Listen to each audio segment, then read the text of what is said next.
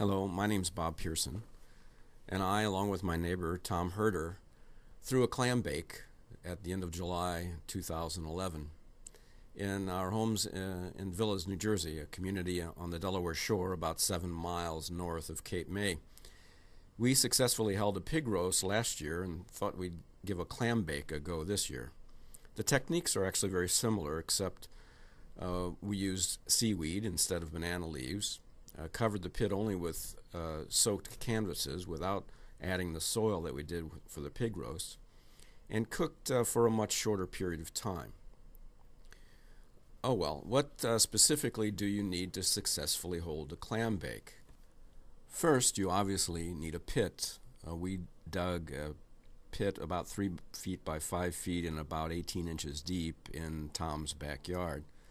It's helpful to have a neighbor that will offer their yard. You need rocks, which are the source of heat. We used river rocks that were about the size of cantaloupes, and enough of them to cover about approximately 2 layers of them in the 3 by 5 pit. You need plenty of wood to heat the rocks. Tom had a lot of leftover scrap wood from his wife Judy's honeydew list of the many projects that Tom has done in his own house there. You'll need soaked canvases. We used about 4.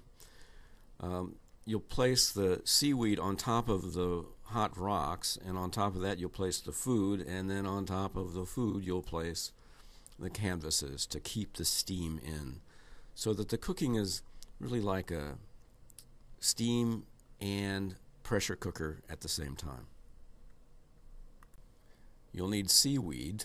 We were fortunate enough to be close to the ocean to go collect it. We had a group of Tom's wife and my wife's mother went over to collect it. I'm not sure that seaweed is all that necessary. The food did have a nice sea-like flavor to it, but I wonder if, because the seaweed was kind of like salty wilted lettuce, I'm wondering if you could actually use soaked in lettuce in brine or wild grape leaves or something else. Clearly we didn't have the rockweed that the New Englanders talk so much about, but it was pretty darn good. So let the results speak for themselves.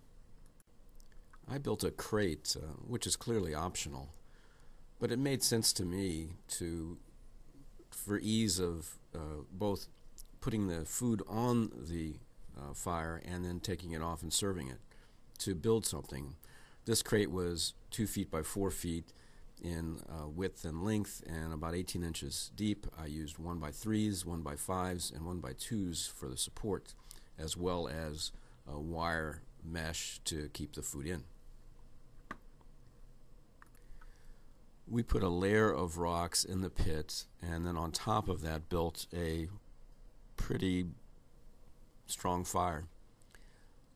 We started around 1 o'clock, thinking that it would take 2.5 hours for the rocks to heat to a sufficient degree, and then 1.5 hours to 2 hours for the actual bake. As the wood burned, we would throw additional rocks in and move them around so that eventually they would become evenly spread throughout the pit. We then put the seaweed on top of the spent coals and the hot rocks.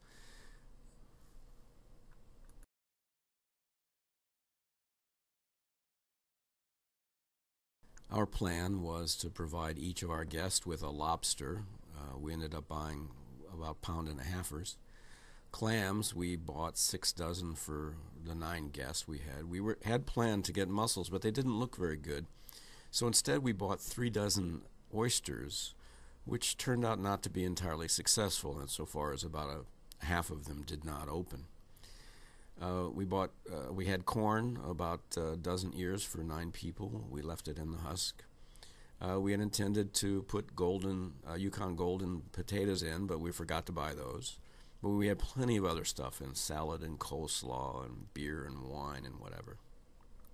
you can see from the photo that I draped some soaked burlap bags over the wooden crate because I feared that the crate might burn, but it didn't at all, and that was unnecessary. You can also see how easy it was for us to put the food on the stones. We then put the 4 soaked canvases that we wrung out a little bit over the fire. We had a small gathering of friends and relatives, the star of which was my granddaughter at 18 months, clearly her first clam bake.